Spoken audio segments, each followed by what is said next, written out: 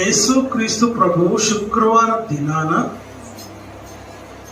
గెత్సెమని చోటుకి రాకముందు థర్స్డే, ఫ్రైడేకి ముందు రోజు థర్స్డే రోజున ఆయన తన శిష్యులందరితో కలిసి ఆయన ఏం చేశారంటే ప్రభు రాత్రి భోజనం చేశారు.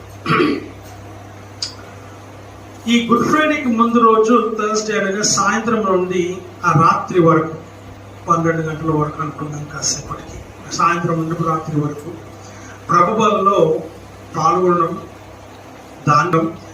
దానికి ప్రేమ దేని బిడ్డలారా లాస్ట్ సప్పర్ అనేటువంటి మాట కూడా మనం చూస్తున్నాం. దానినే మనం ఇంకో విధంగా కూడా చేస్తున్నాం, లార్డ్స్ సప్పర్ అని కూడా మనం చూస్తూ ఉంటూ ఉన్నాం.